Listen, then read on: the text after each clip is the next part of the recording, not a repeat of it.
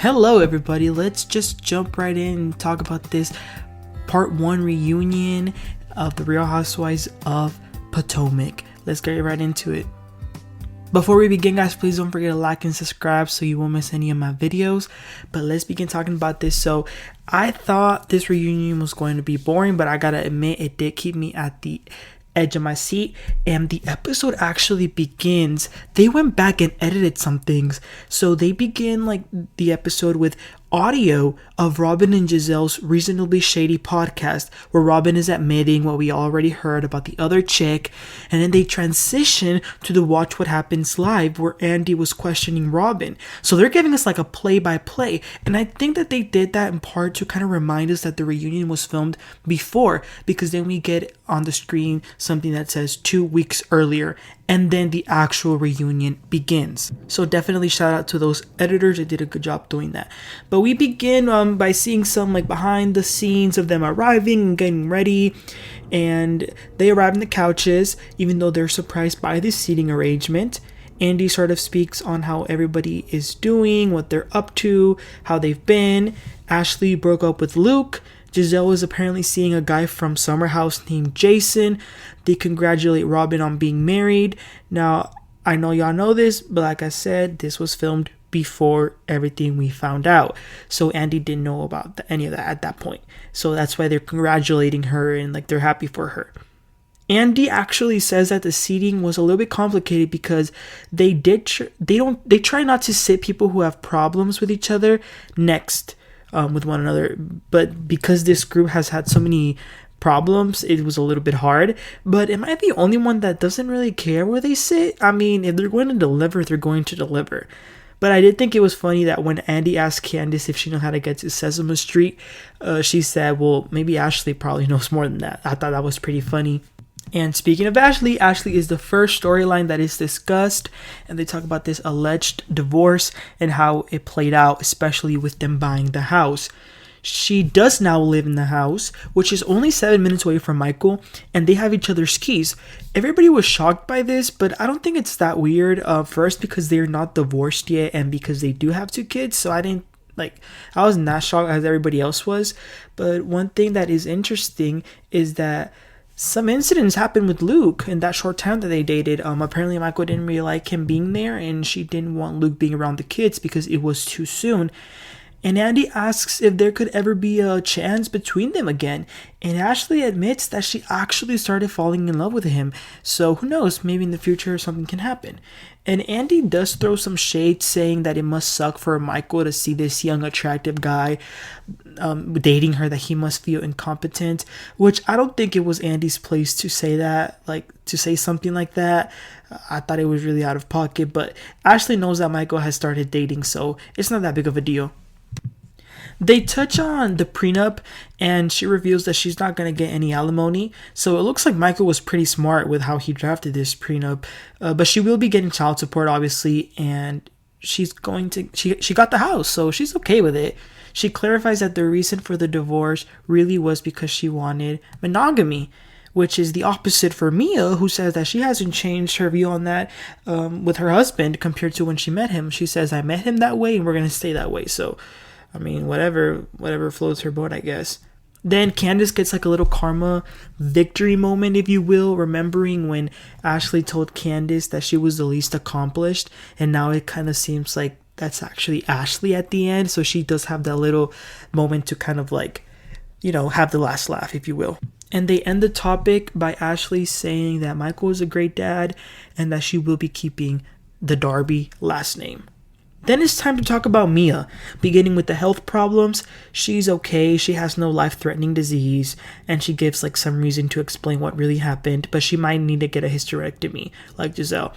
And do you guys remember earlier in the season when Wendy was caught in a hot mic moment saying Mia was lying? Yeah, they talk about that.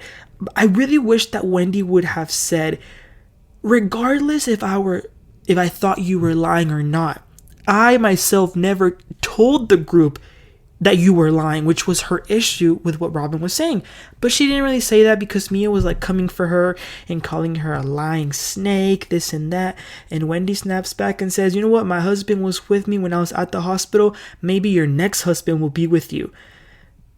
But then getting to the good stuff though, they ask Mia, Mia, I thought you were the CEO of your company and you were kicked out. How does that happen? And Mia is explaining, but she keeps going in circles, talking about the number of members, the number of votes, because they actually were voted out. She kept talking and talking, and nobody understood a bleep of what she was saying.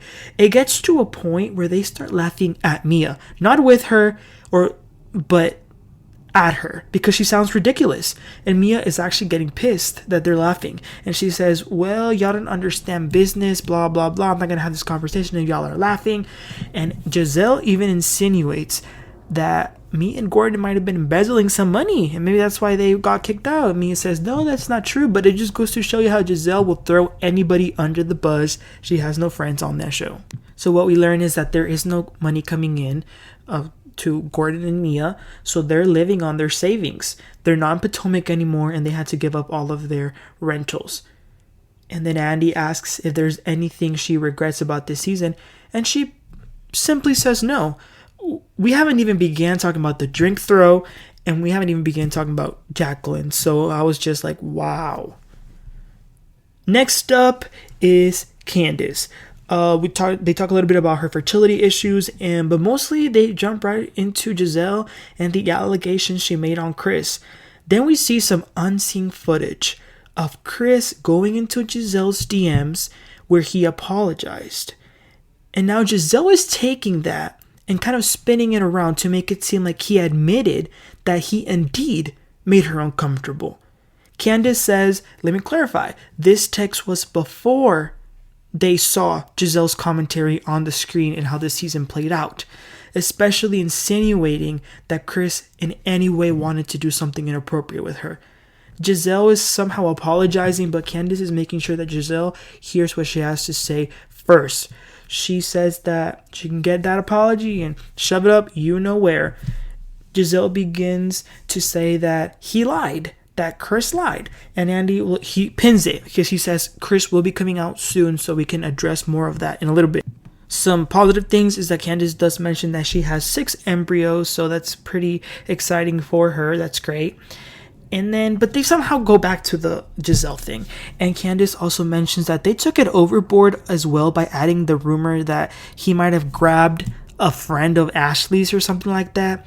And then Robin, nobody was calling her or checking for her whatsoever, but she jumps in and says, we can all agree that no man should ever be in a hotel room.